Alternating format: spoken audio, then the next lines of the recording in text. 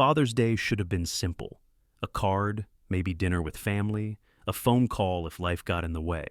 At my age, you stop expecting grand gestures. You just hope for a little warmth, a reminder that the sacrifices you made weren't forgotten. That's why the package on my dining table unsettled me from the start. It was too big, too heavy to be anything sentimental.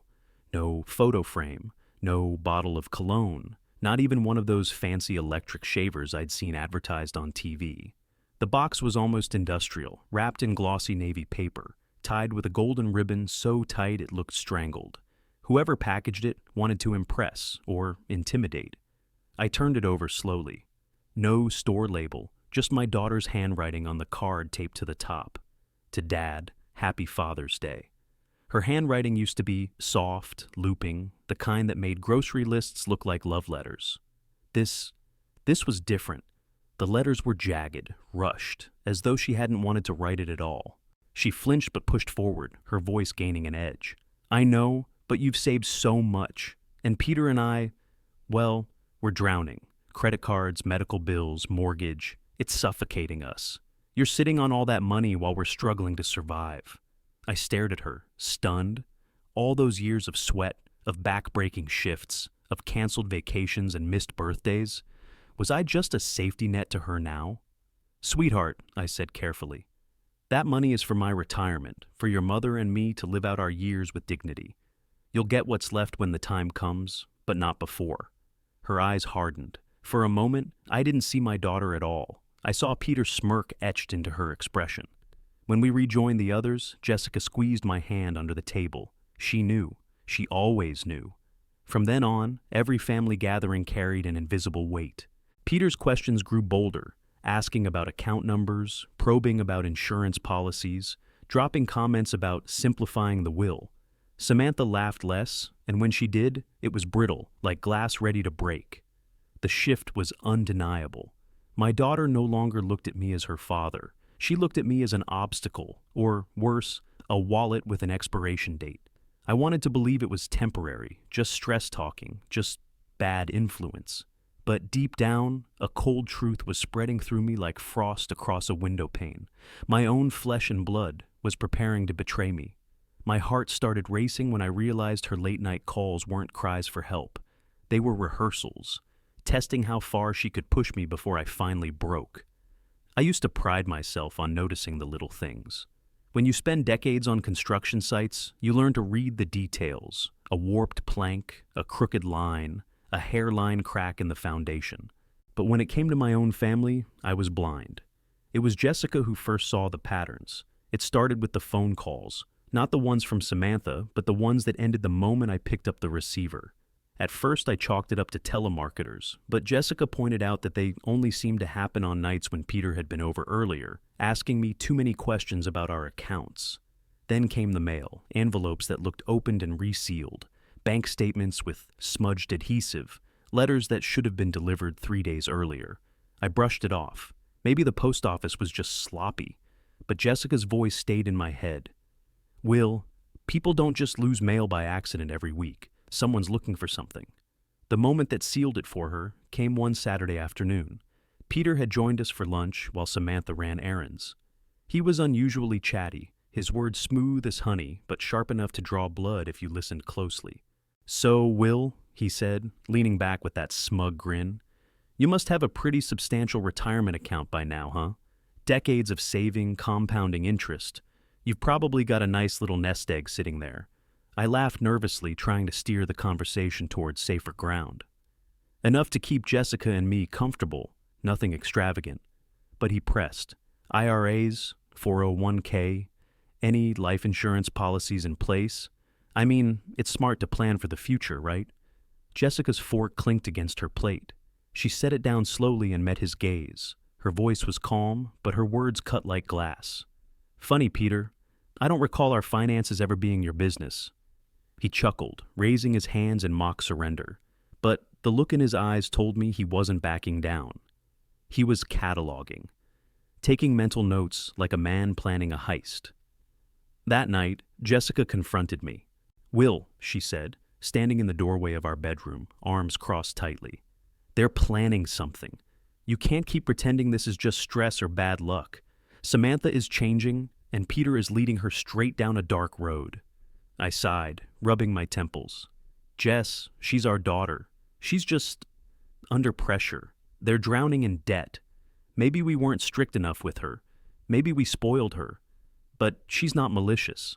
Jessica stepped closer, lowering her voice until it was almost a whisper. I know my instincts, Will, and they're screaming at me. Something is coming. Something big. Her words gnawed at me in the following weeks. I began noticing the cracks myself. Samantha avoiding eye contact when she visited. Peter's sudden interest in my health, casually dropping comments like, "You should be careful with all that yard work at your age. Don't want anything to happen to you." One night, after they left, I found the cabinet in my study ajar. Inside were old files, property deeds, insurance papers, my will. Nothing looked disturbed, but the fact that the door wasn't shut properly rattled me. I always locked it. Always. When I told Jessica, she didn't hesitate. That wasn't an accident. They were looking for something. For the first time, I didn't argue. I began lying awake at night, staring at the ceiling, running through every conversation, every harmless question Peter had asked, every pleading call from Samantha. The more I replayed them, the less innocent they sounded. And then came Father's Day. When the package arrived, heavy and cold in my hands, Jessica's voice didn't sound paranoid anymore. It sounded prophetic. A cold wave washed over me as I realized the calls, the questions, the tampered mail. They weren't coincidences. They were rehearsals for something much bigger. And now, the box was sitting on my table, waiting to prove her right. It arrived 3 days after our last fight. I was in the garden that morning, trimming the hedges, when I heard the thump on the porch, too heavy for a simple letter, too solid for a bouquet of flowers.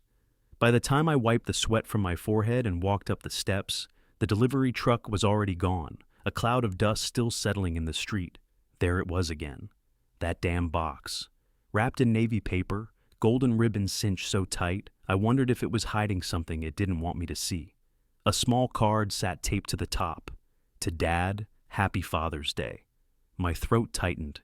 I carried it inside, setting it on the dining table. The weight of it dragged against my arms, as if it wasn't a gift, but a burden. Jessica came in from the kitchen, wiping her hands on her apron. The moment her eyes landed on the package, she froze mid-step. "Oh God," she whispered, "it's here." Her words chilled me. "What do you mean it's here?"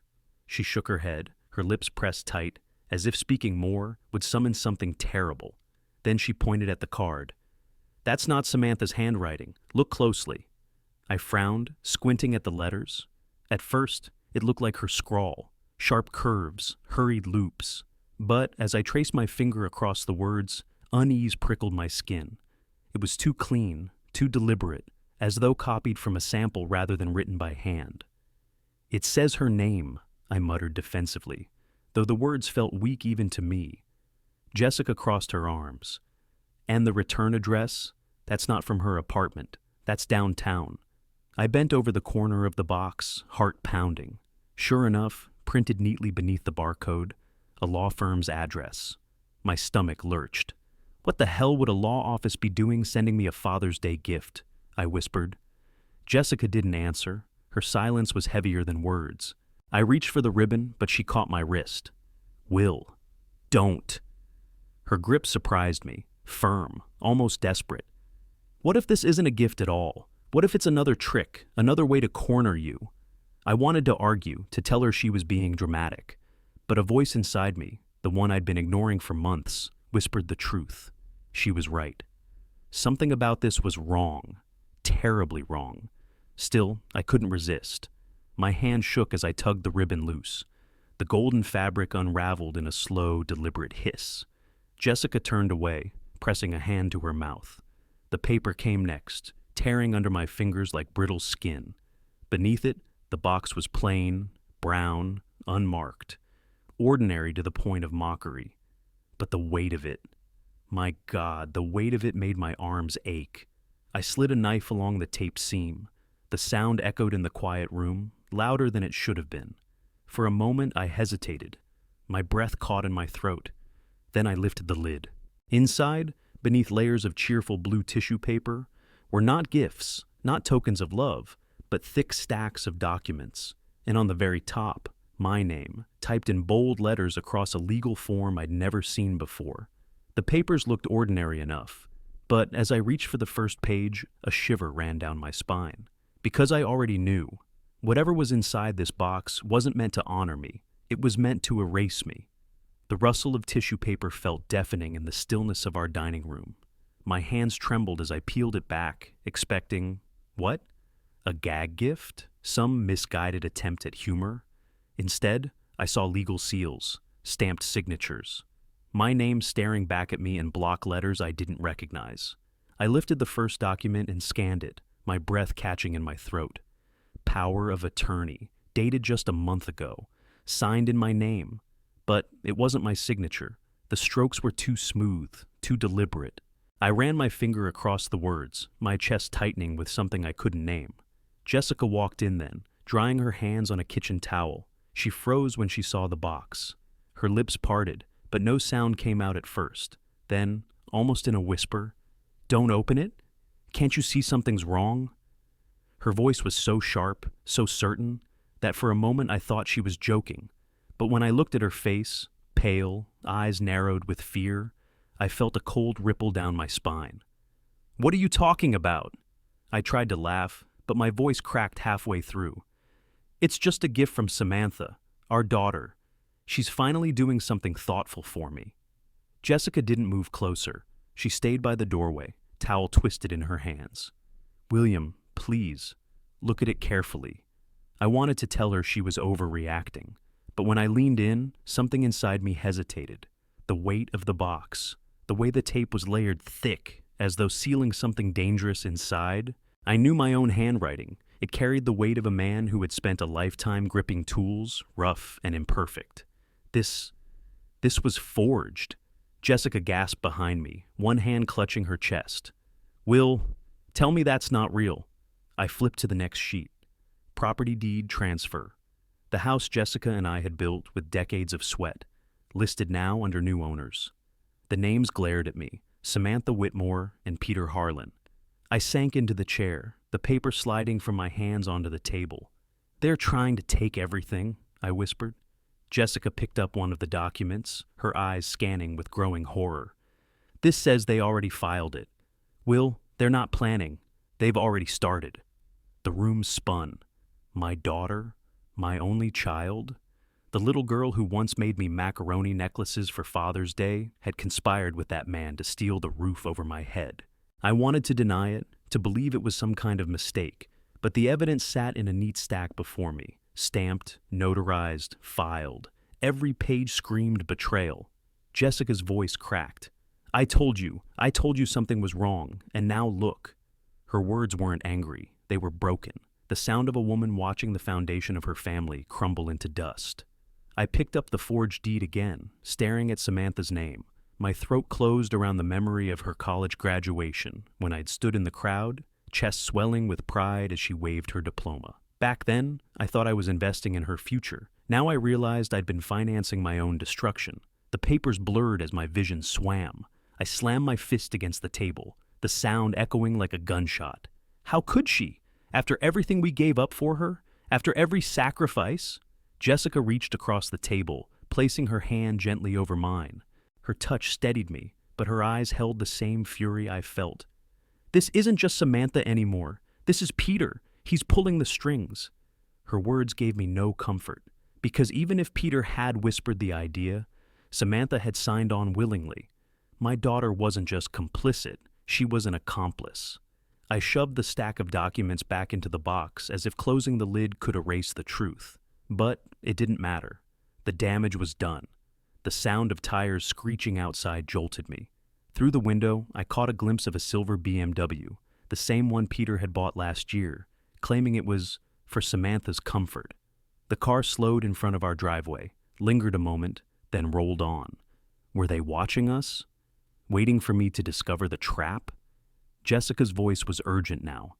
"Will, we need to call the police, right now." I hesitated, shame burning in my chest, calling the cops on my own daughter. What kind of father does that? But as I looked at Jessica, her face pale, her hand trembling over the documents, I realized this wasn't about pride anymore. It was about survival. She was right. This wasn't a misunderstanding. It was war. I picked up the phone with shaking hands. Each number dialed, sealing the truth I could no longer deny. My daughter had betrayed me. As the operator's voice crackled through the line, I stared at the forged papers spread across my table, and a single thought echoed in my head. If Samantha could steal my home, what else was she willing to take?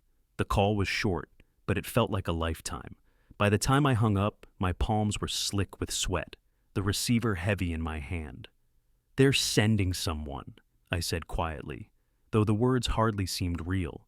Jessica nodded, her lips pressed into a thin line. She stood at the window, peeking through the curtains, as though expecting Samantha and Peter to appear on the doorstep any moment. Good. Let them see this with their own eyes. 20 minutes later, a black and white patrol car pulled into our driveway. 2 officers stepped out, one older, one young enough to be my grandson. Their presence filled the room with a mixture of shame and relief. I'd never imagined I'd be here, inviting strangers in uniforms to examine evidence of my own daughter's betrayal. "Mr. Whitmore?" the older officer asked, his tone professional, but not unkind. I nodded, motioning them inside. The box still sat on the table like an open wound. "Thank you for coming," Jessica said, her voice steady though her hands trembled. "We didn't know what else to do." The officers slipped on gloves and began leafing through the documents. I watched their eyes flick over the stamps, the signatures, the dates. My heart hammered in my chest, each second stretching into eternity. Finally, the younger officer looked up. "Sir, did you sign these?" My voice cracked. "No, that's not my handwriting. It's a forgery." The older officer gave a slow nod. "You're right, and not a very subtle one either. Whoever did this knew what they wanted, but not how to cover their tracks properly." He pulled a small notebook from his pocket, jotting notes as he spoke. "We'll need to take these down to the station, have our fraud unit review them. But I can tell you this, these documents are not legitimate. If someone tried to file them, they could be facing serious charges." Jessica let out a shaky breath, as if she'd been holding it since the moment the box arrived. But then the officer's expression darkened. "Mr. Whitmore, does the name Peter Harlan mean anything to you?" My chest tightened. "That's my daughter's husband." The officer exchanged a look with his partner. "We've had his name come up before, financial disputes, credit fraud, even an elder exploitation case a few years back that was dropped because the family didn't want to press charges. He's got a pattern." The words hit me harder than I expected. I felt the room tilt, my knees weakening as I gripped the back of the chair for balance. Jessica steadied me, her hand firm on my arm. "You're telling me this isn't the first time?" I asked, my voice breaking. "No, sir," the younger officer said gently. "It looks like he's done this before. You're not his first target." Shame burned through me, hot and relentless. How had I missed it? How had I let that man into my family, into my home, into my daughter's heart? The older officer closed the folder and slid it back into the box. "We'll open an official case. You'll need to file a statement, and we'll put a hold on any property transfers until this is resolved. In the meantime, I strongly recommend you secure your financial accounts and speak with an attorney." An attorney. The word felt like another nail in the coffin of the family I thought I had. Jessica thanked them as they left, but I could barely form words. I stood frozen, staring at the doorway long after the patrol car disappeared down the street. It was official now. No more denial, no more excuses. My daughter wasn't just making bad choices. She was conspiring, with a man the police already knew, to strip me of everything I had built. Jessica's voice pulled me back. "Will," she said softly, her eyes wet but fierce, "this isn't the end. This is the beginning. We fight back now." Her conviction steadied me. The shock still gripped my chest, but beneath it, a seed of something else took root. Anger, determination. For the first time, I stopped asking how Samantha could do this to me, and I started asking how I would stop her. If Peter had done this before, how many lives had he already ruined? And worse, was my daughter just another one of his victims, or had she become his willing accomplice? That night, sleep didn't come. I lay in bed staring at the ceiling, the shadows of tree branches stretching across the plaster like cracks in a foundation.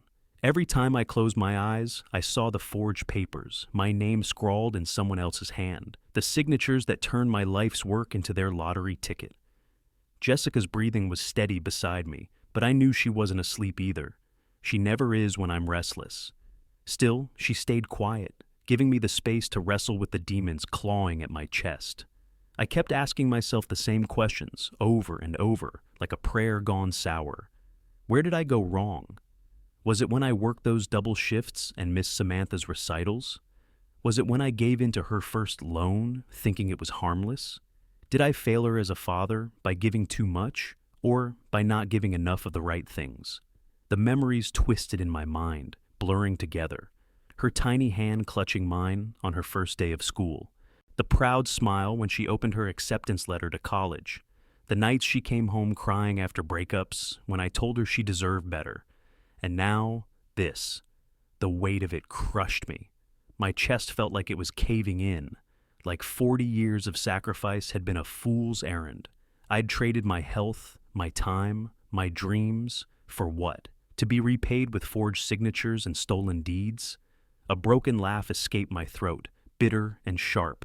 I turned onto my side, staring at the dresser across the room, at the framed photograph of Samantha as a little girl, gap-toothed and grinning, flour on her cheeks from helping Jessica bake cookies. I whispered into the darkness, "How did you become this person?" Jessica stirred. A moment later, her hand found mine under the covers, squeezing gently. "Will," she said softly, "don't do this to yourself." I wanted to argue, to list every mistake, every missed warning, but the words stuck in my throat. And that handwriting? God, that handwriting. Memories rushed back, times when Samantha was little, making cards with glitter glue that ended up more on the carpet than the paper. Her giggles, her insistence on drawing hearts over every I. Where had that little girl gone? I swallowed hard, trying to shake the feeling. It's Father's Day. I should be happy she remembered it all. Shouldn't I? Jessica's eyes softened, but her voice stayed firm. Sometimes a gift isn't a gift, Will. Sometimes it's a weapon. A weapon. The word lodged in my chest. I forced a smile and reached for the ribbon, my fingers trembling more than I wanted to admit. That's when I noticed it. The return address. Small print in the corner of the box label. It wasn't our daughter's neighborhood, not even her city. It was the name of a law office downtown. I froze, staring at it, my heart pounding like a drum inside my ribs. She shifted closer, her voice steadier now. Kindness isn't weakness, unless you let it destroy you. You've always been a good man, a good father. What she's done, that's on her, not you. Her words cut through the fog of shame like a lantern in a dark tunnel. But shame is a stubborn thing. I just keep thinking, I murmured, my voice cracking. Maybe if I'd been tougher, maybe if I'd said no sooner, she wouldn't have turned into this.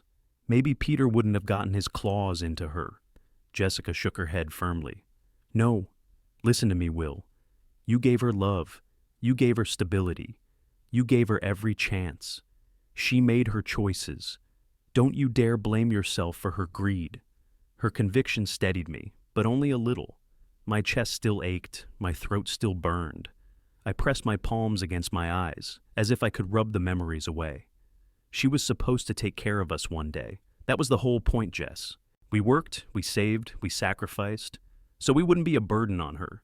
And now she's the one trying to bury us alive. Jessica's hand moved to my shoulder, grounding me. Then we don't let her. We stand. We fight. Together. Her voice carried the strength I couldn't muster on my own. In that moment, lying in the dark with my wife's hand steady on mine, I realized something important. I wasn't just grieving the betrayal. I was grieving the death of an illusion, the idea that family loyalty was unbreakable, that blood was thicker than ambition. And though the grief was heavy, beneath it, a spark flickered, small, fragile, but real. If Samantha wanted a war, she was about to learn her father hadn't spent 40 years building a life just to let her burn it down in a single stroke. A cold wave of understanding washed over me as I realized this wasn't just about saving my home.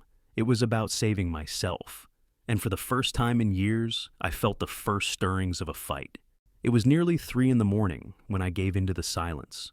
The house was still, the kind of quiet that presses against your ears until every thought feels louder than it should. Jessica had finally drifted into a shallow sleep beside me, her breath soft and even. But my mind refused to rest. I slipped out of bed and padded down the hall to my office. The familiar smell of old wood and paper greeted me. On the desk sat my phone, its black screen reflecting a tired, broken man I barely recognized. I sat down heavily, unlocked the phone, and scrolled to her name, Samantha. My thumb hovered over the text icon. I didn't even know what I wanted to say. Apologize? Beg? Offer her one last chance to come home, to put all this madness behind us? The words formed in my head before they hit the screen. I forgive you. Let's talk. We can fix this. I stared at them, my chest tightening with a pain worse than any injury I'd ever known. I thought of her laugh when she was little, the way she used to run into my arms after school. I thought of the nights she stayed up late studying while I brought her hot chocolate, whispering, "You can do this, sweetheart." Somewhere deep down, I wanted to believe she was still that girl, that Peter had poisoned her mind, but the daughter I loved was still inside, waiting to be rescued. I felt tears sting my eyes. My thumb moved closer to the send button. "Will?"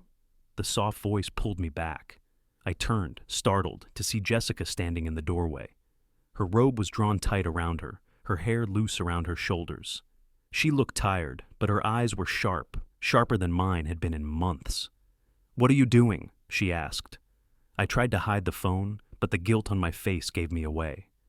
"Jess!" My voice broke. "She's still our little girl." Jessica stepped into the room, her bare feet silent on the carpet. She came around the desk and looked at the half-written message glowing on the screen. Her face hardened. "No," she said firmly. "That little girl died the moment she chose greed over love." Her words cut like a knife, cruel in their truth. I shook my head, the tears spilling over now. But if there's even a chance, if I could just reach her, maybe she'd remember who she was. Maybe she'd come back. Jessica leaned down until her eyes met mine, steady and unflinching. "Will, listen to me. You're not betraying her by protecting yourself. You're saving yourself, and me, and everything we built. If you send that message, you're giving her the weapon she needs to finish the job." I looked back at the phone, my thumb trembling over the screen. The words blurred as my vision swam. Jessica's hand covered mine. Her grip was strong, almost painful. "Delete it." I hesitated. My heart screamed one thing, my head another. "Delete it," she repeated, her voice low and commanding. With a shaking breath, I pressed backspace. Letter by letter, the words disappeared until the screen was blank again. Jessica reached out and closed the phone, slipping it from my hand. Then she pulled me into her arms. For the first time in years, I let myself cry against her shoulder. She whispered into my ear, "She made her choice, Will. Now we make ours." In that moment, something inside me shifted. The part of me that still wanted to believe Samantha was innocent. It finally let go. What filled the void wasn't forgiveness, it was resolve. As Jessica held me in the dark, I realized I hadn't lost everything. I'd lost a daughter, yes, but I still had a partner, and together we would make sure Samantha and Peter never stole another thing from us again. The morning after my breakdown, something inside me had changed. I was still hollowed out, still bleeding on the inside, but the raw pain had hardened into something sharper. Resolve. For months I'd let Samantha and Peter chip away at my defenses, convincing myself that family meant forgiveness. But Jessica was right. Love had blinded me, and if I didn't act now, I'd lose everything. So I called in reinforcements. First, a real estate attorney, a no-nonsense woman named Karen Bishop, recommended by a friend at church. She arrived at our house with a leather briefcase and a demeanor that brooked no small talk. I spread the forged documents across the dining table. She scanned them, her brow furrowing. "These signatures are laughable. Whoever tried to mimic your handwriting didn't even bother to check consistency. Look at the loops here." She tapped the page sharply with a manicured nail. "That's not how you sign, is it?" I shook my head. "Not even close." She nodded, making notes. "We'll file to contest these immediately. In the meantime, I'll put a freeze on any property transfers associated with your name. If they try to move on this, they'll hit a wall. For the first time in weeks, I felt like I could breathe. But Karen didn't stop there. She recommended a forensic document examiner, a man named Ellis, who looked more like a college professor than an investigator. He carried magnifiers, special lights, and a calm patience that made me trust him instantly. He spent hours at my dining table, examining the signatures, comparing them to my driver's license, old tax forms, even the birthday cards I'd signed for Samantha over the years. Finally, he looked up, adjusting his glasses. This is textbook forgery, different ink pressure, inconsistent slant, hesitations in the pen strokes. They trace this, probably from old documents of yours. A chill ran down my spine. Old documents? From where? He shrugged. Could be anything they had access to. Bank statements, insurance forms, even old school paperwork. I thought of the tampered mail, the ajar cabinet in my study. Jessica's warnings echoed in my head. Someone's looking for something. Ellis gathered his files, promising a detailed report for court. Karen assured us it would hold weight with any judge. But the deeper we dug, the uglier it got. Karen filed a request for financial records. What came back made my stomach turn. Multiple attempts had been made to access my retirement accounts online. Some were blocked by security, but one nearly went through, $50,000 requested for withdrawal. If not for a bank manager's suspicion, the money might already be gone. The manager, a kind man named Daniel, called me personally. Mr. Whitmore, I don't usually reach out like this, but I've been your banker for years. When I saw the request, something felt off. The authorization came through an email we didn't recognize. I froze it immediately. I thanked him, my voice shaking. It wasn't just my home anymore. It was my future, my savings, the nest egg Jessica and I had bled to build. They weren't planning to take part of my life. They were planning to take all of it. That night, Jessica and I sat together. The report spread across the coffee table. Forged documents, bank alerts, Ellis's notes, Karen's legal strategies. Jessica touched my hand. We're building a case, Will. Brick by brick. They wanted to strip you bare, but we're going to expose them. Her words steadied me. The grief hadn't vanished, but it had a new companion. Purpose. I looked down at Samantha's name on the forged deed, the ink that pretended to be mine. For the first time, I didn't see my little girl. I saw an adversary. My pulse quickened as I stared at the withdrawal attempt. If they'd already gone this far, what would stop them from striking again tomorrow? Time wasn't on my side, and I had to move faster than the people I once called family. The report from the bank sat in my hands like a live wire. What kind of Father's Day present comes from a law firm? What I found next seemed innocent enough, but it was the thread that would unravel everything. When I was a young man, I thought hard work was enough to buy loyalty. That if I put in the hours, built a home, provided opportunities, my family would never turn against me. I believed sacrifice was a kind of armor, unshakable, unquestionable. For over 40 years, I lived by that creed. I worked double shifts at the plant, then spent weekends repairing houses on the side, scraping every extra dollar into savings. Jessica and I built our dream home piece by piece, literally. I laid the hardwood floors with my own hands. She chose the curtains, the colors, the furniture. Every nail and brushstroke was part of our life story. And Samantha, my little girl. She was the reason I pushed through when exhaustion nearly killed me. My fingers trembled as I flipped through the pages, each line item digging deeper into my chest. There it was, clear as day. A $50,000 withdrawal attempt. Stamped denied. Suspicious authorization. Denied. Just barely. If Daniel, the bank manager, hadn't trusted his instincts, half of my life's savings would already be in their pockets. I stared at the printout until the numbers blurred. $50,000. That was more than a cry for help. That was an attack. Jessica sat beside me on the couch, her hand on my knee. Her voice was soft, steady, trying to keep me from unraveling. This isn't desperation anymore, Will. This is strategy. They're not flailing. They're executing a plan. A plan. The words echoed in my head like a verdict. Karen, our attorney, confirmed it the next day. She arrived with a stack of documents and a grim expression.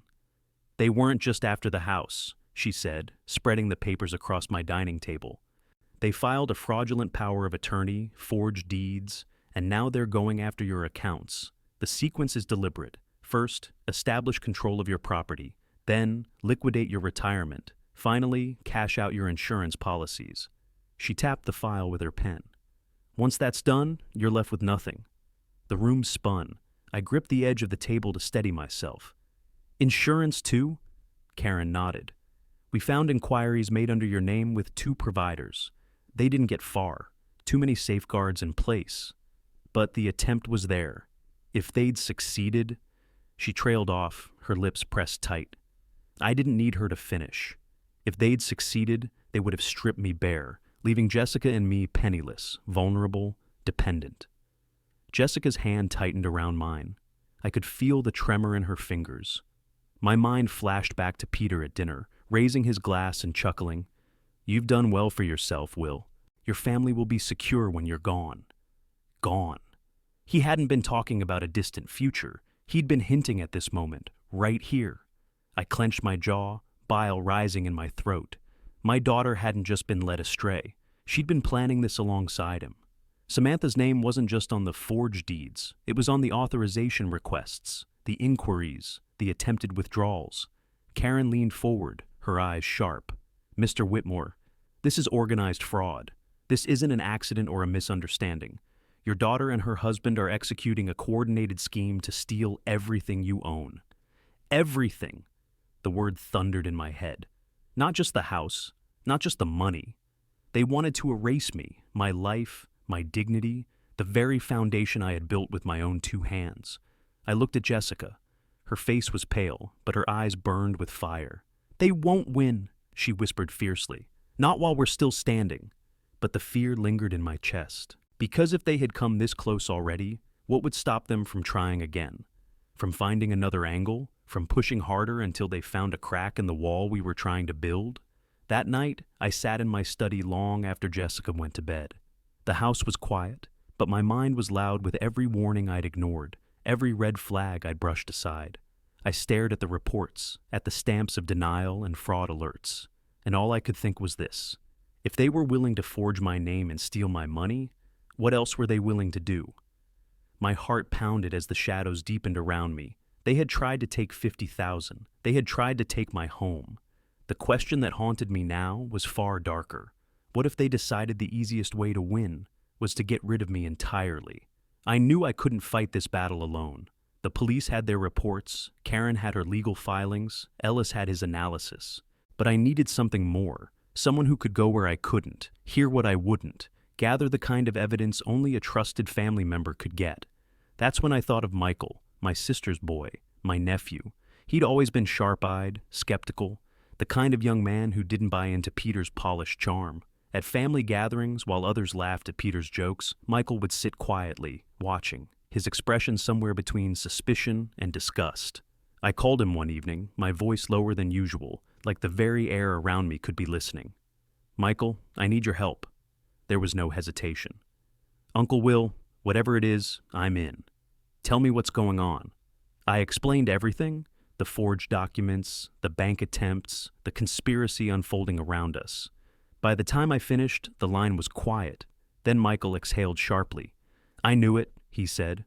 I knew that snake was up to something. I just didn't realize Samantha was in it too. His voice cracked with disbelief, and I recognized the same grief I'd been drowning in for weeks. Family betrayal doesn't just scar the victim. It spreads like poison to everyone who thought they knew the betrayer. We met the next day at a small diner on the edge of town, neutral ground, away from familiar eyes. Michael leaned across the booth, his phone already recording. Uncle Will, I can get close to Peter. He trusts me just enough to let his guard down after a drink or 2. If he brags, I'll catch it on tape. I shook my head instinctively. Michael, I don't want you putting yourself in danger. He gave me a crooked smile. Danger? I've been waiting for a reason to put that guy in his place. Don't worry, I can handle him. That weekend, Michael joined Samantha and Peter at a bar downtown. I sat at home, my hands wrapped around a mug of coffee that had long since gone cold, staring at my phone as if I could will it to ring. Hours later, it buzzed. A message from Michael. Got him. You need to hear this. When he came by the next morning, his face was pale but determined. He set his phone on my kitchen table and hit play. Peter's voice crackled through the speaker, smug and slurred from too much whiskey. Once we get the old man's signature on a few more documents, we're set for life. He's too trusting to see it coming. Hell, he doesn't even know half of what we've already done. My blood turned to ice. Michael leaned forward, his eyes burning with anger. He said Samantha's the one pushing him now, said she's the one who insisted on the inheritance talk, who kept reminding him how much money you've got tucked away. He's proud of her, Uncle Will, proud. The words hit harder than the recordings. My daughter wasn't just being manipulated, she was leading the charge. I felt Jessica's hand slip into mine under the table. Her grip was firm, grounding me, but I could feel her trembling too. Michael shut off the recording, his jaw tight. Uncle Will, you've got him. Between the forgeries, the bank attempt, and this recording, there's no way he can wriggle out. But you need to move fast. They're getting bolder. I looked at him, this young man who had stepped into the gap my own daughter had left behind. In his eyes, I saw loyalty, integrity, family. For the first time in a long while, I didn't feel completely alone. As Peter's words echoed through my kitchen, I realized the truth I'd been avoiding. Samantha wasn't being dragged into his schemes. She was steering them. And if my daughter had chosen to become my enemy, then I had no choice but to become hers. I knew the confrontation couldn't happen in court alone.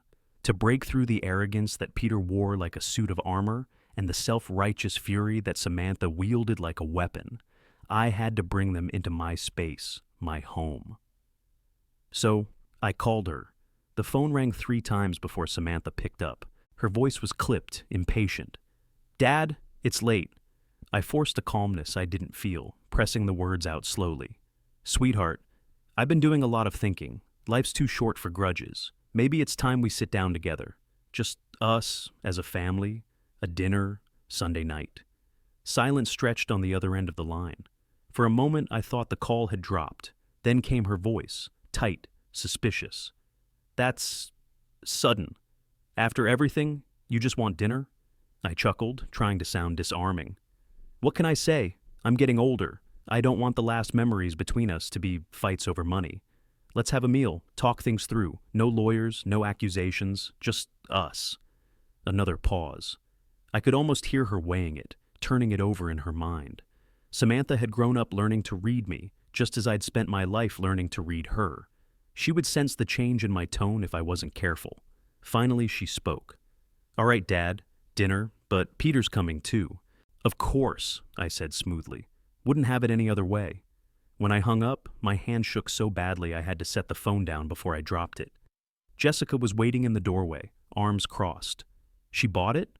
I nodded, though doubt coiled in my gut. She agreed, but she hesitated. She suspects something.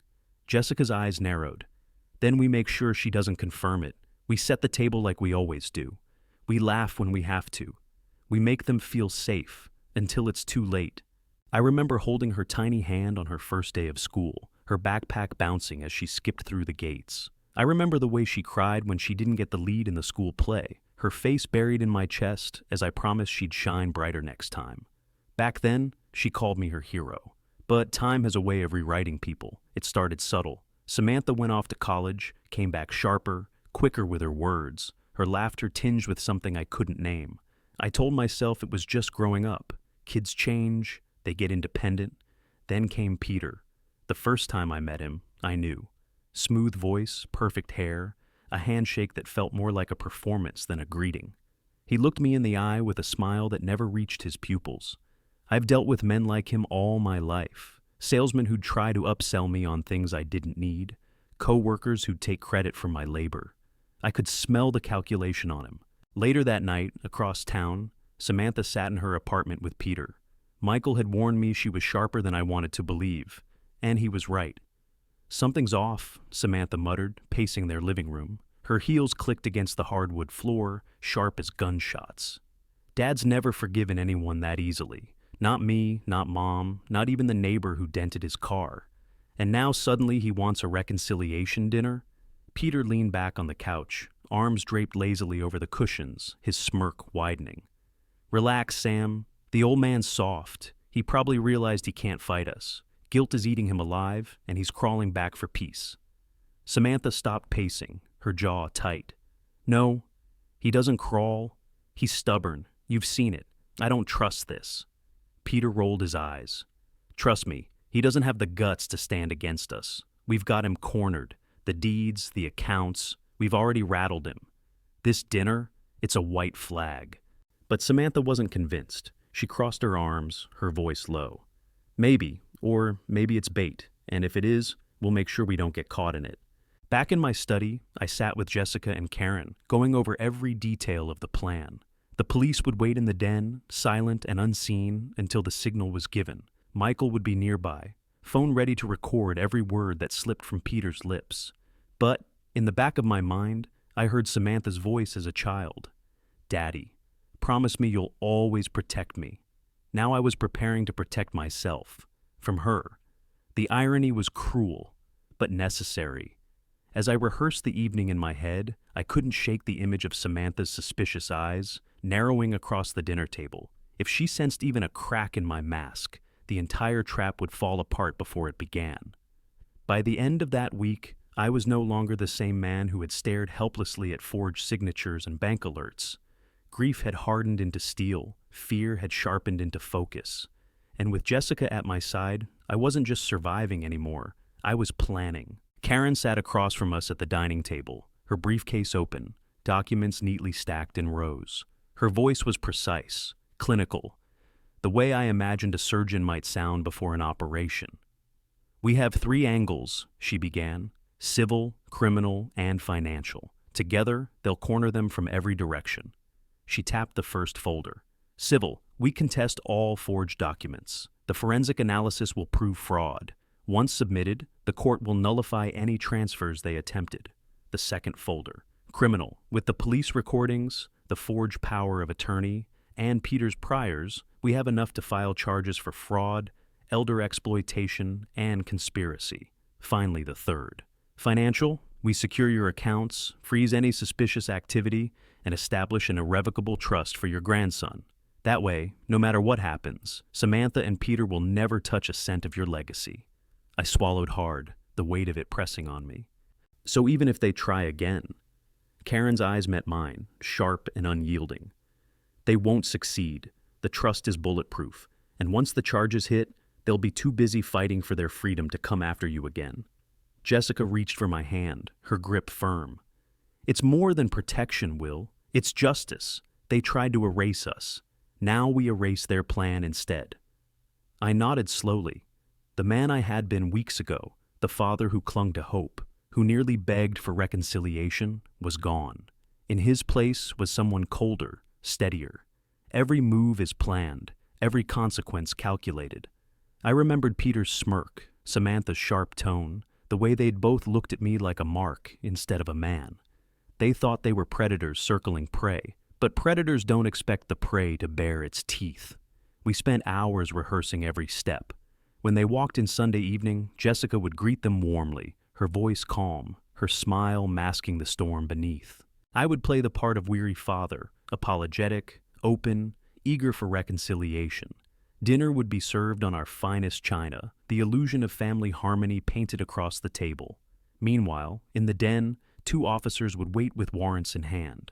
At the right moment, when the evidence had been laid out, when Peter's arrogance pushed him into denial, the police would step forward, and Michael, sitting quietly with his phone, would record every word, every slip of their tongues, for the record. I leaned back, staring at the documents spread before me. They won't see it coming. Jessica's lips curved into a grim smile. They think you're weak, Will. They think they've already won. That's their mistake. Karen gathered her papers, her tone final. You've been on the defensive long enough. It's time to go on the offensive. When she left, the house was quiet again, but the silence no longer suffocated me. Instead, it pulsed with purpose. I stood at the window, watching the sun dip below the horizon, shadows stretching long across the lawn. For years, I'd been the man who worked, who sacrificed, who gave until there was nothing left to give. But now I was the man who would take it all back. As the last rays of daylight slipped away, I whispered to myself, they think this is dinner, but it's Judgment Day, and I'm ready. Sunday came, dressed in false peace. The house smelled of roast chicken and rosemary, Jessica's doing. She insisted everything looked normal, down to the cloth napkins folded neatly beside the china plates. "If we're going to end this, Will," she'd said, "we're going to do it on our terms, with dignity." I adjusted the silverware for the 5th time, my hands trembling slightly. It wasn't nerves about the food. It was the knowledge that behind the door of our den, 2 officers sat in silence, warrants folded neatly in their folders. Karen was there too, poised like a chess master, ready to call checkmate. Michael lounged in the living room, phone tucked discreetly in his jacket pocket, its camera already rolling. Every detail was in place. Now, all we needed were the players. At precisely 6:30, headlights cut across the window. A sleek BMW pulled into the driveway, its engine humming with the arrogance of its owner. Jessica stiffened at my side. "Here we go." The knock came sharp and loud. I opened the door to find Peter standing there in his tailored suit, Samantha at his side, her smile too bright, too brittle. "Dad," she said sweetly, leaning in for a kiss on the cheek. "Thanks for inviting us." Her perfume was cloying, too heavy, like it was trying to mask something rotten. Peter's eyes swept over the house as he stepped inside, cataloging, calculating, just as he always had. "Looks like you went all out," he said, flashing his practiced grin. "Smells amazing, Jessica." Jessica gave a polite nod, her lips pressed thin. "Dinner's ready. Let's sit." The 4 of us gathered around the table, the china gleaming under the chandelier. The roast sat steaming between us, potatoes glistening with butter. To anyone else, it would have looked like a picture-perfect family meal. But I knew better. This was no dinner, this was a stage. I played my role, forcing a smile as I filled their glasses with wine. "I'm glad you came," I said evenly. "I hate that things have been strained between us." Samantha's eyes flickered, suspicion flashing for a split second before she plastered the smile back on. "Of course, Dad. Families fight, but we always come back together, right?" I raised my glass. "To family." The words tasted bitter in my mouth. As the meal began, conversation tiptoed around small talk. Weather, work, Samantha's new business ventures. Peter boasted about connections at the country club, how he was on the verge of something big. Oh, but his eyes kept darting to me, waiting for the moment when I would fold, when I would offer him the key to everything. He didn't realize the key had already turned, in his lock, not mine. Halfway through the meal, I cleared my throat. "There's something I'd like to discuss, something important." Samantha set down her fork, her smile stiffening. Peter leaned back, swirling his wine. "By all means, Will, we're all ears." I slid a folder onto the table. The forged deed sat on top, its false signature mocking me. "These arrived in that Father's Day box you sent me. Care to explain?" The room went still, Samantha's face drained of color. Peter's smirk faltered for the first time. He reached for the paper, his voice smooth but strained. "Now, Will, I think there's been some kind of misunderstanding." But before he could finish, Karen stepped out from the den, her heels clicking against the hardwood. Behind her, the 2 officers appeared, badges glinting.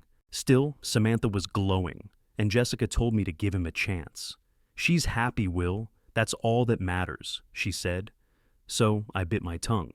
At family dinners, Peter would steer every conversation back to money.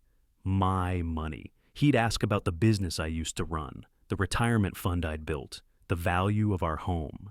He'd make jokes like, "Guess I married into a good future, huh?" Always with that chuckle, like he was only half kidding. I'd look at Samantha then, waiting for her to scold him, to roll her eyes, to defend me. But she never did. She'd just smile, maybe squeeze his hand, as if his arrogance was charming instead of insulting. Over time, I noticed the change in her. My daughter, who once believed in working hard for her dreams, started looking at life through Peter's eyes. She wanted things, bigger, shinier, faster. Shopping sprees, vacations, memberships to clubs I'd never set foot in. When the bills piled up, she'd call me. "Just this once, Dad," she'd plead. Peter froze, his mouth half open. Jessica's voice was calm, almost gentle. "This isn't a misunderstanding, Peter. It's the end."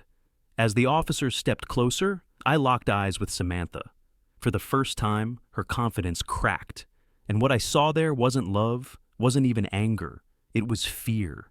And in that moment, I knew The trap had snapped shut.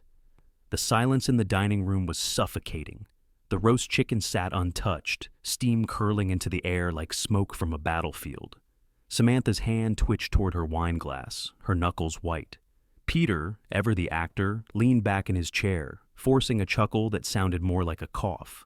Really, Will, you invite us here, accuse us over dinner, and ambush us with lawyers and cops? This is beneath you. Karen placed a thick folder on the table with deliberate precision. This isn't an accusation, Mr. Harlan. This is evidence. She flipped the folder open. Forged deeds, power of attorney forms, bank withdrawal attempts, and finally, Michael's recording, playing aloud on her phone. Peter's voice slithered into the room. Once we get the old man's signature on a few more documents, we're set for life. He's too trusting to see it coming. The color drained from Samantha's face as her husband's words echoed back at her. She opened her mouth, but nothing came out. The officers stepped closer, their presence heavy. The older one spoke first, his voice steady and unyielding. Mr. Harlan, you are under investigation for multiple counts of fraud, forgery, and elder exploitation.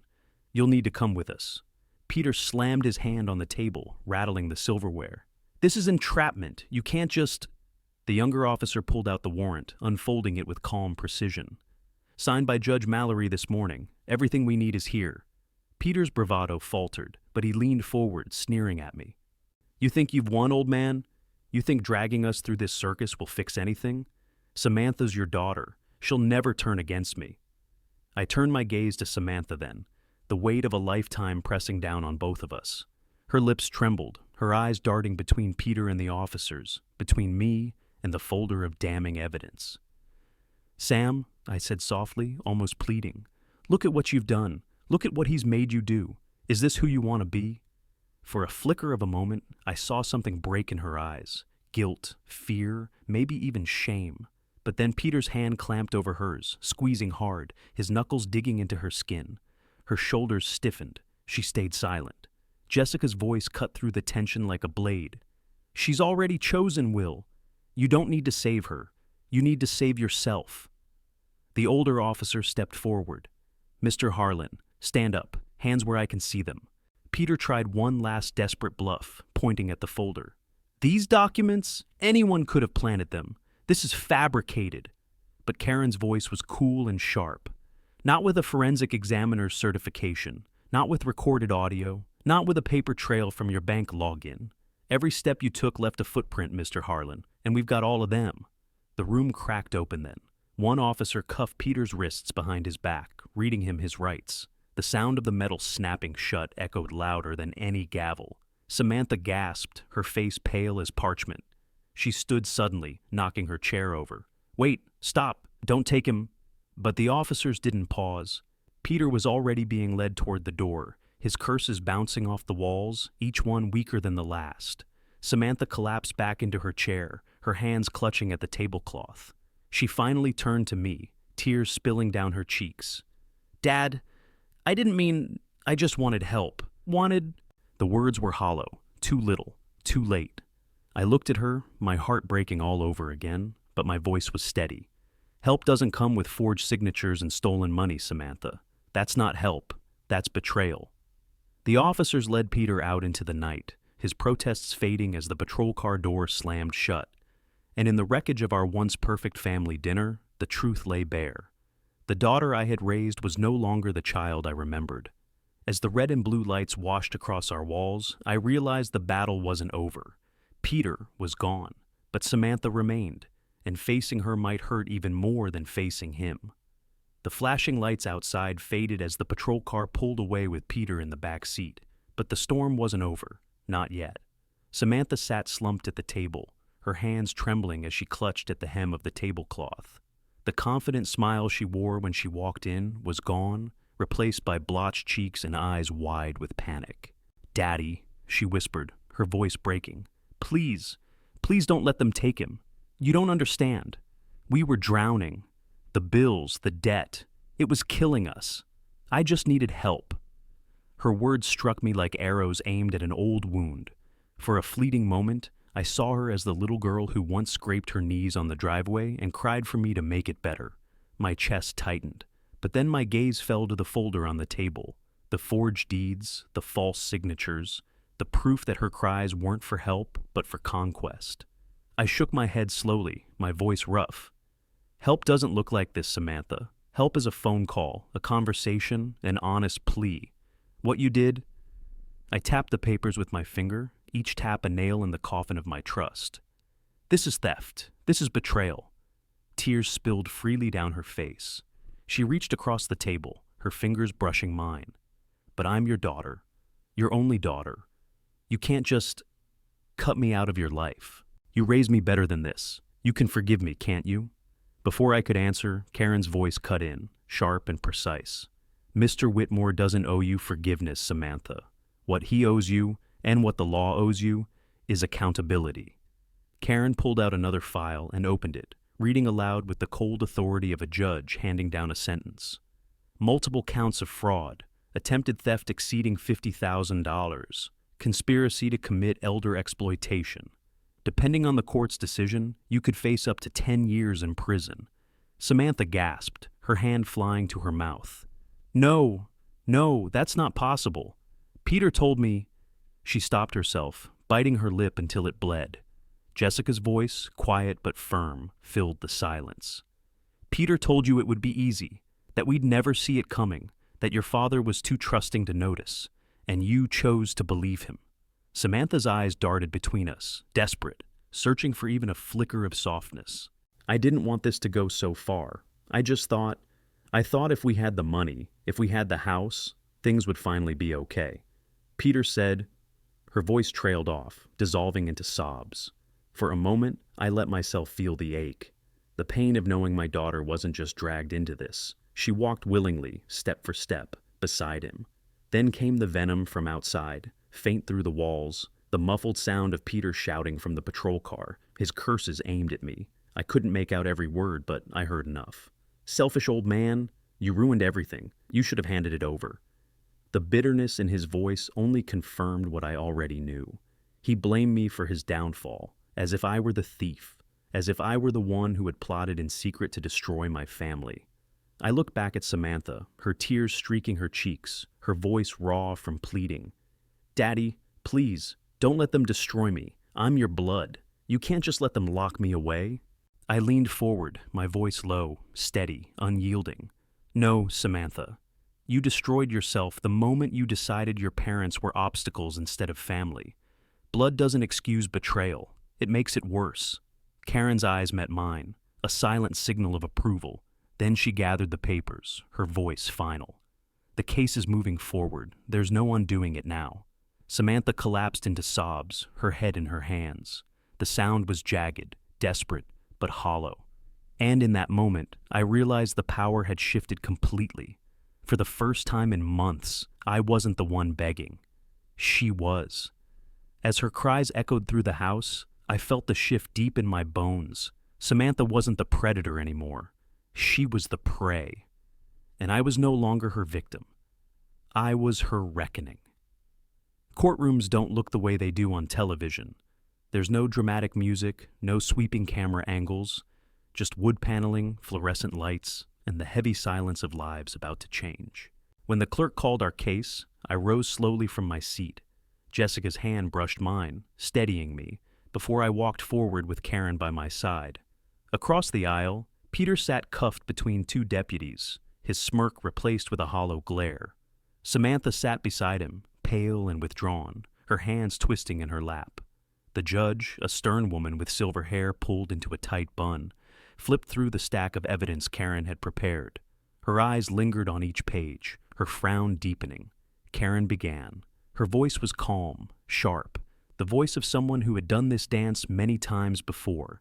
She laid out the story piece by piece, the forged power of attorney, the falsified deed, the bank withdrawal attempt. She presented Ellis's forensic analysis, every hesitation stroke, an inconsistent slant laid bare under magnification. She played Michael's recording, Peter's drunken confession echoing through the courtroom like a death knell. By the time she finished, the air was heavy. We'll get back on track soon. And I gave. God help me, I gave. Because every time I said yes, I told myself it was out of love, out of duty, out of the hope that if I carried her just a little longer, she'd stand tall on her own. But love, when twisted, becomes entitlement. Jessica saw it long before I did. She'd say, "Will, she's not the same. You need to stop bailing her out. She has to learn." And I'd argue, because I couldn't admit that my little girl, the one I raised to be kind and grateful, was slipping away from me. I thought Peter was the storm. But Samantha? Samantha was the one who opened the door and let him in. That box on the table wasn't just a gift. It was the culmination of years of blindness, years of me believing that blood was stronger than greed. And as I sat there, staring at the package with Jessica's warning still ringing in my ears, I felt something inside me crack, the first fracture in the armor I had built with a lifetime of sacrifice. Even the court stenographer had paused, her fingers hovering above the keys as if stunned by the brazenness of it all.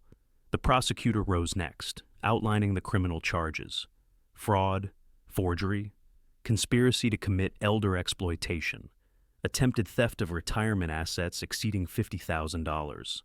Each count landed like a hammer strike, and with every word, I felt some of the weight lift from my shoulders. Peter leaned forward suddenly, his voice loud, desperate.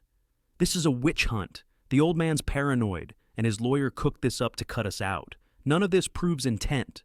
The judge's gavel cracked against the bench. "Silence, Mr. Harlan. One more outburst and I'll have you removed." Peter slumped back, but his eyes burned with venom. Then it was Samantha's turn. The judge fixed her with a steady gaze. "Mrs. Whitmore, do you have anything to say for yourself?" Samantha's lips trembled. She glanced at me, her eyes pleading, as if I might step in and rescue her. For a heartbeat, I almost saw the little girl she used to be, clutching my hand at her first recital. But the memory was a ghost, and ghosts don't change the truth. I just wanted to help my family," she stammered. "Peter said it was the only way. I didn't know it would go this far." Karen rose smoothly. "Respectfully, Your Honor, the evidence shows otherwise. Her name appears on the forged documents. Her inquiries to the insurance companies were independent of Mr. Harlan. She wasn't dragged into this. She was leading it." The judge nodded, her expression unreadable. "I've heard enough." She adjusted her glasses, her voice firm and final.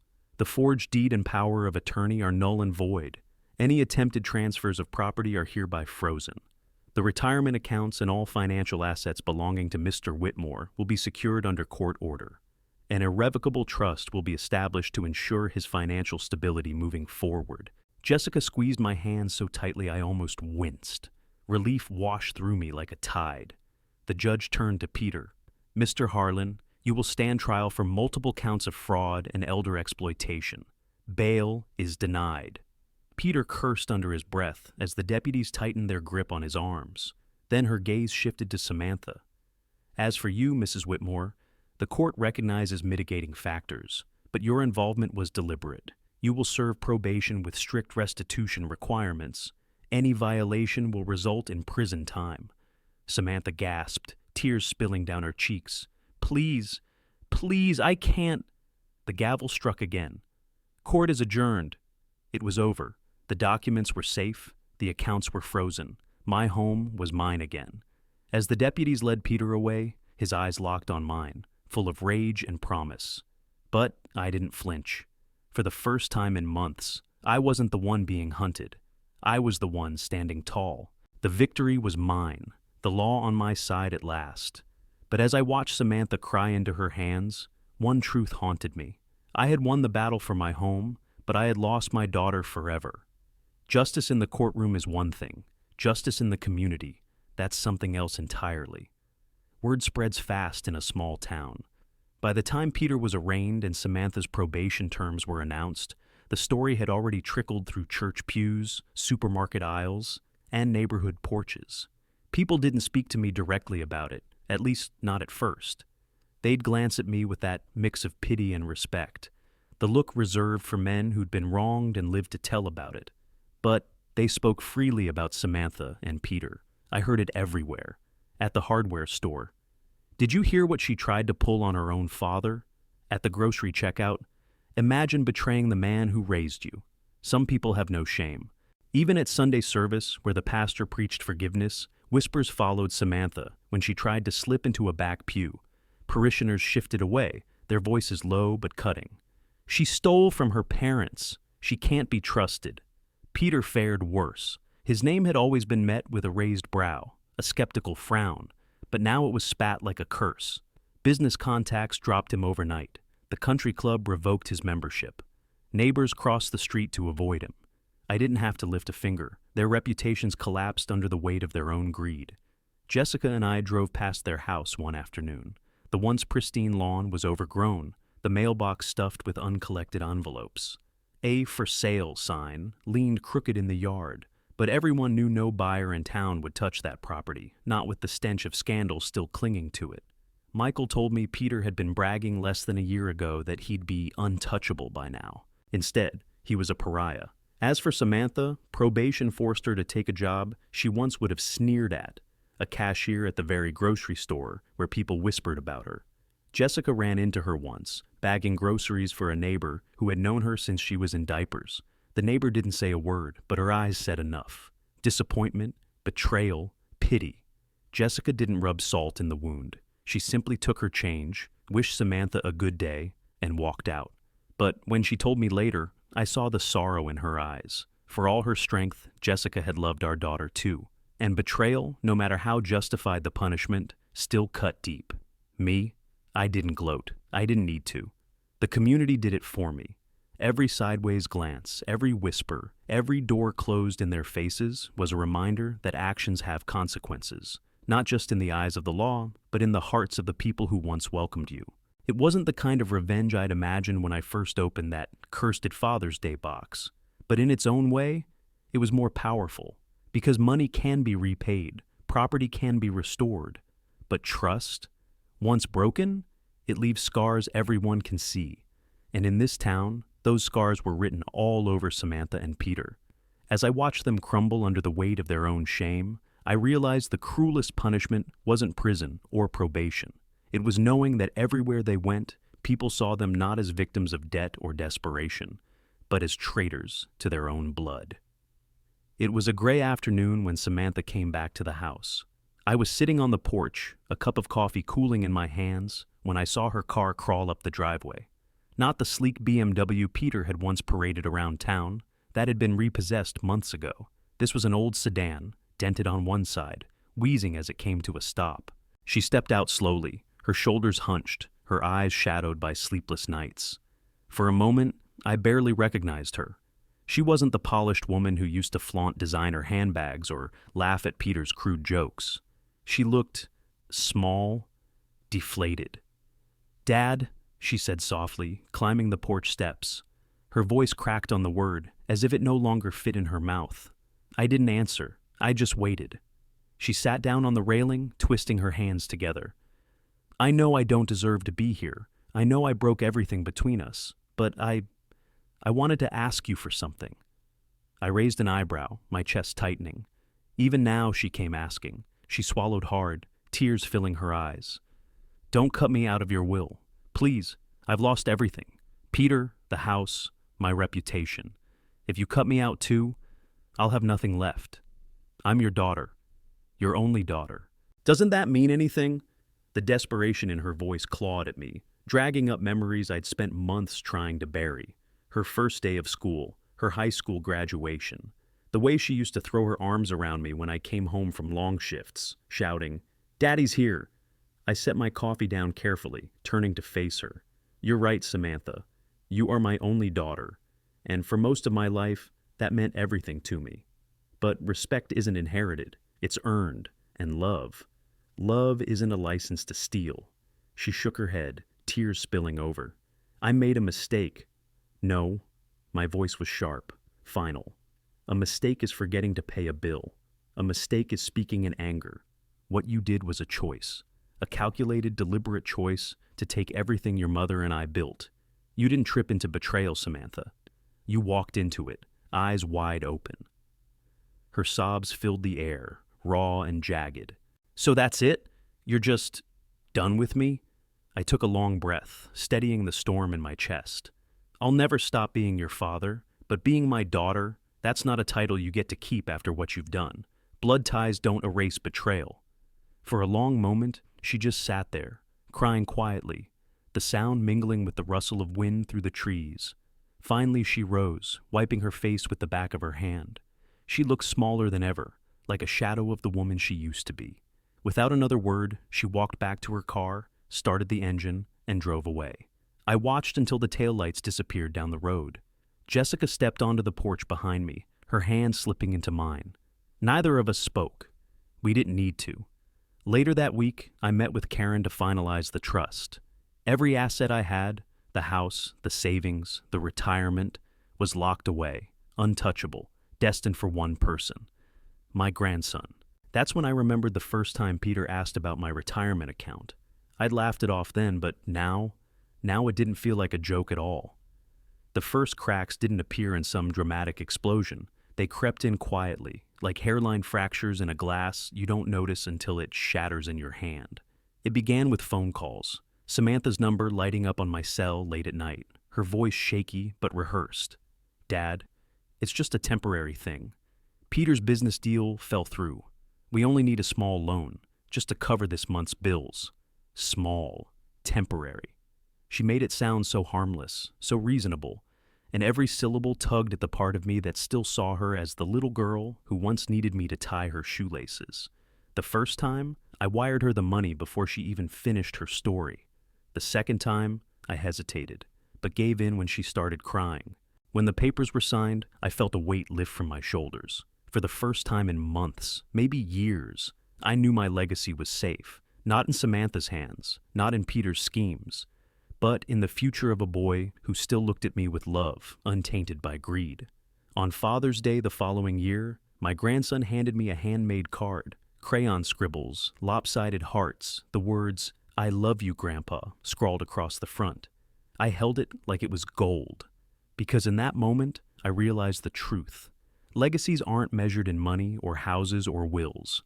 They're measured in love that endures, in family that stays true. And mine, at last, was secure. As I placed the card on the mantel, I felt no anger, no regret, only peace. Samantha had chosen her path, and I had chosen mine, to leave behind not bitterness, but strength. My story wasn't about what was stolen from me. It was about what I refused to let them take. By the third, Jessica pulled me aside in the kitchen and whispered, "Will, this isn't help anymore. It's enabling." I knew she was right, but how do you look your own child in the eye and say no? Peter started showing his hand more openly, too. At dinners, he'd lean back in his chair, swirling wine he hadn't paid for, and say things like, "You've done well for yourself, Will. All those years of hard work. It must feel good to know your family will be secure when you're gone." Gone? He always emphasized that word. I'd force a laugh, but inside, my stomach twisted. The worst was Christmas 2 years ago. Samantha and Peter showed up late, gifts in their arms, smiles stretched too wide. After dinner, Samantha cornered me in my study. She shut the door softly as if sealing us into some kind of confession booth. "Dad," she said, her eyes glistening, "we need to talk about my inheritance." I nearly dropped the glass I was holding. Inheritance? "Samantha, I'm not dead yet.